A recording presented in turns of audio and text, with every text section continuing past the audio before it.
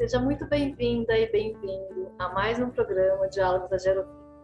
Esse 40º episódio, vamos falar sobre neuroaprendizagem, HQI.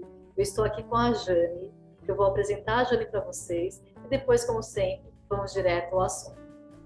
Jane Appel, pedagoga, com pós em Educação e Valores Humanos, professora na pós de Programação Neurolinguística e terapeuta HQI. Jane, seja muito bem-vinda ao nosso programa Diálogo da Gerovida. Vamos direto ao assunto. É uma curiosidade muito grande, uma coincidência, assim como você também sou pedagoga e me interesso muito pela área de cognição. Então, eu gostaria que você começasse falando um pouquinho sobre a neuroaprendizagem. Ótimo! Nossa, que bom! Nem sabia que você era pedagoga. Feliz, fica feliz. Pois então, essa neuroaprendizagem é algo que a gente sabe que acontece quando a gente nasce, né? Porque a gente nasce com uma folha em branco. Nós não temos nada, nenhum registro, a não ser aqueles que a gente já traz dos nossos pais. Mas tudo aquilo que eu vejo, que eu ouço, que eu sinto, vai criando um banco de dados. Esse banco de dados vão ser as nossas neuroaprendizagens, porque através de todos os nossos sentidos, nós vamos ter lá sempre uma possibilidade de estar funcionando daquele jeito que a gente aprendeu, ouviu, viu e sentiu. Então, isso é que traz para a gente essa questão da neuroaprendizagem, que é tão vasta a educação para isso, que não deixa de ser os programas neurolinguísticos. É que quando a gente começa a falar só em PNL, se entende que é algo de apertar botão, de fazer uma técnica. Não é uma técnica. Existe a técnica, mas todos nós temos os nossos programas neurolinguísticos, nós temos os nossos aprendizados. Esses aprendizados aconteceram desde a infância. Então, praticamente é aí que a gente vai montando o nosso banco de dados, né?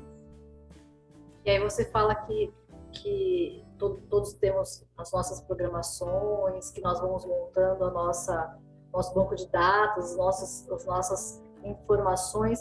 Eu tenho uma curiosidade de entender um pouquinho a questão biológica mesmo. Como que acontece esse caminho biológico das informações do nosso cérebro? As informações, elas começam, que não tem um local no cérebro onde elas ficam, né? Mas nós entendemos que a informação é uma questão de que você viu algo, ou ouviu algo, ou sentiu. Então, um fato específico. Como é que ele vai ficar arquivado? Ele vai voltar através de um estímulo externo. Então, nós vimos os nossos pais brigando, ou escutamos você não é bom o suficiente, ou entendemos que cada informação dessa trouxe para a gente, tanto boa quanto ruim, uma forma de funcionar biologicamente, de trazer aquela sensação de volta, sem nome. Depois a gente dá nome.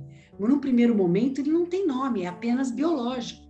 É uma reação física de um estado que a gente aciona através de um estímulo externo ou até mesmo de próprias lembranças e memórias.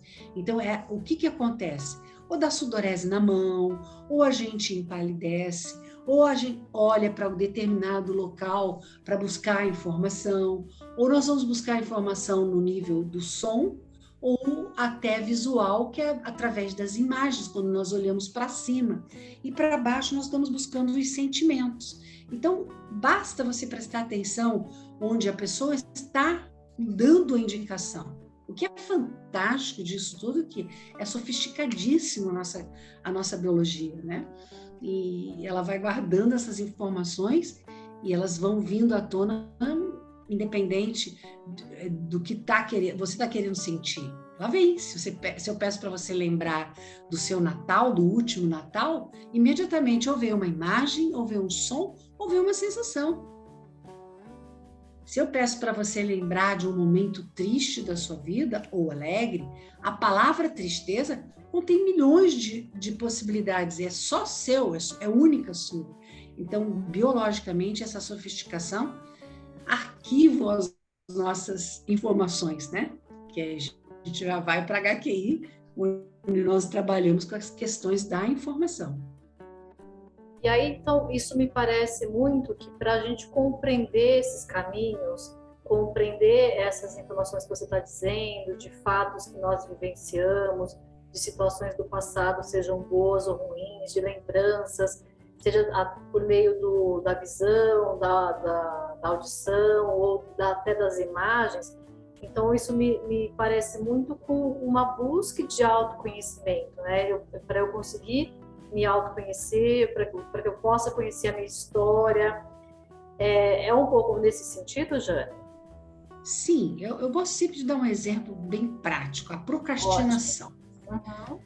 Vamos dizer, quem é que não passa por isso? Em determinados momentos você procrastina, mas você procrastina por quê? Dentro do nosso sistema operacional, que eu falo assim, eu estou vendo antes tudo aquele trabalho que eu vou ter que fazer e já me canso. Antecipadamente. Eu começo a olhar uma pilha de louça para lavar, tudo que eu tenho para fazer.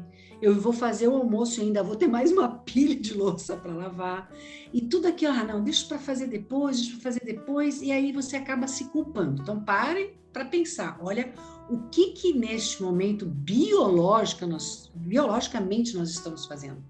Não é uma questão só de se culpar porque procrastinou. Procrastinação é um trabalho antecipado que você tem através do quê? Dos seus sentidos. Você vê, ouve, sente ou se fala alguma coisa e aquilo já te cansa. Ou já te dá uma sensação de que você não vai dar conta. Então, isso já é um histórico a ser pesquisado. Então, parece difícil, mas é simples. Tudo que nós temos no nosso dia, nós temos uma visão, uma imagem, uma sensação e uma audição, um diálogo interno. Então, o que eu consigo entender como biológico é isso. O cansaço também vai te dar preguiça, né? De ter que fazer aquilo tudo que está ali para ser feito. Então, nesse processo de busca de autoconhecimento, você acredita como que esses processos, né? Como que eles podem auxiliar na questão de expansão da consciência? Bom, primeiro que expandir a consciência é exatamente você entender como você funciona. Perfeito. Porque a partir do momento que você desperta isso dentro de você, você começa a entender que você teve alguns programas já montadinhos para você viver no automático. Quebrar este automático é estar consciente. Então, em determinados momentos, você vai ter a oportunidade de... Vamos pegar o exemplo da procrastinação. Já comece a escrever tudo que você acha que tem que fazer e perceba como é que você já começa a se sentir. E é óbvio que nesse momento você, para quem conhece, né, o método HQI, ela já pode ir fazendo alguns comandos e já está eliminando esse processo aí, que é uma dica. E outra, para quem não conhece a HQI, o que ela pode fazer? É perceber e começar a observar e ver a coisa já pronta. Perceba tudo pronto, tudo arrumadinho, a louça toda guardada, a pia limpinha. Traga o visual, traga o auditivo. Você vê tudo limpo, tudo arrumado, você fala, nossa, consegui. E vivencia isso antecipadamente, antes de ficar vivenciando o trabalho a ser feito. Aí você estava falando então de HQ, vamos entrar um pouco nisso, né? Você tem toda quando eu te apresentei, né, falei da sua experiência como neurolinguística, você já trabalhou mais de 30 anos nessa área, e hoje, né, você já passa dos 60 anos de idade, assim, o que te fez se dedicar, querer se dedicar mais à HQI? Bom, primeiro que eu já adoro a Gerovida, porque eu entendo que eu estou na segunda juventude. E essa minha segunda juventude, como eu sempre fui uma adolescente, agora eu sou uma envelhecente, que sempre fui muito atirada a descobrir coisas novas, até porque para manter a minha vida ativa. E quando eu já estava há muito tempo na programação neurolinguística, que eu conheci o professor Sérgio, em Curitiba, eu fui numa palestra dele e tinham apenas 5 pessoas. Eu falei, meu Deus, não, 5 pessoas, isso aqui não existe, isso aqui para mim é uma oração da programação linguística. Eu ainda comentei isso com ele. E depois, quando nós fomos, né, viajei, levei ele para alguns lugares e fui fazer o curso de formação, ele falou, não é uma oração, Jane, mas os nossos programas neurolinguísticos, eles estão aí para isso, para trazer as memórias e trazer os fatos. E quando se traz os fatos e aplica a HQI, desestabiliza aquilo que estava montado. Então, estou falando com as minhas palavras, né? Sim, sim. E foi aí que eu me fascinei. E daí pensei, puxa, por que não associar num atendimento essa experiência que eu tenho de trazer à tona esses fatos para que a pessoa possa vivenciá-los com mais propriedade e eliminá-los de uma vez por todas, né? Então, foi por isso que eu me fascinei e falei que foi um divisor de águas na minha vida, profissional e principalmente pessoal. Porque até então, todas as técnicas da neurolinguística me ajudaram muito, mas haviam coisas que precisava deste complemento. Não era só ressignificar algo, eu precisava eliminar. Então, quando eu estou falando para vocês sobre a procrastinação e olhar, visualizar, e nós estamos ressignificando, estou deixando de olhar o trabalho para olhar a coisa pronta. Quando nós vamos aplicar HQI, nós já vamos entrar na eliminação do medo, da raiva de ter que lavar a louça, do estresse. Eu vou direto a uma informação precisa que eu estou sentindo a respeito daquilo que eu tenho para fazer, né? Então, você estava falando que foi um divisor de águas na sua vida, profissional, pessoal. E conta pra gente, então, alguma coisa que teve transformação na sua vida. Você pode escolher pessoal, profissional, ou de cada, mas conta pra gente um pouco sobre essas suas experiências. Então, a principal experiência foi a minha mãe, com 87 anos, ela teve um câncer devastador, que quando nós descobrimos ele já estava com metástase quase que no corpo inteiro, mas ela era sempre uma pessoa muito ativa e do esporte, de caminhar, de participar de competições e tudo, se alimentava muito bem. Ela teve apenas uma pneumonia e descobrimos que ela não estava bem. E quando nós descobrimos, eu já ofereci para ela, isso antes de eu fazer a formação, foi por isso que eu fui fazer a formação. Eu ofereci para ela assim, olha, mãe, tem esses comandos, eu vou falar com o Sérgio, com o professor, vamos ver o que nós podemos fazer. Mas você precisa fazer uma cirurgia. Ela falou, eu não vou fazer, eu quero que você me trate. Eu falei, ótimo, então vamos começar a fazer o tratamento. E mesmo sem ser formada, o professor foi me ajudando, e eu já estava frequentando HQI há mais de 4, 5 anos, né, levando ele para cá, participando de curso. Aí eu fiz. Foram 9 meses de comandos, 9 meses com ela sem ir para o hospital, sem médico. Eu tinha um médico que me auxiliou muito, porque estava, né, às vezes precisava de alguma vitamina, reposição de sais minerais, que foi já no finalzinho onde eu colocamos ela no soro. Ela foi praticamente partindo, sem dor nenhuma, sem médico nenhum, e só com os comandinhos. No quarto dela era tudo desenhado, as minhas netas falavam muitas frases para ela, a gente cantava, brincava, e ela partiu cantando no meu colo, fechando os olhinhos e partindo que nem um passarinho. Só te falar eu me emociono, e para mim não tem outro divisor de águas. Passou um mês, o curso já tinha iniciado de formação, eu liguei pro professor, ele me aceitou, e ponto. Esse é um dos milagres para mim, que não foi um milagre, mas foi um propósito de cuidar da minha mãe com HQI. Legal, grande experiência, né? Acho que é interessante contar, assim, que acho que é reforçar essa questão que não foi nenhum milagre, que tem toda uma busca de informações, de situações, fatos, todo um caminho, um raciocínio informacional, para você conseguir trabalhar com ela e fazer aí o trabalho da HQI para conseguir fazer as eliminações conforme você tinha falado anteriormente, né?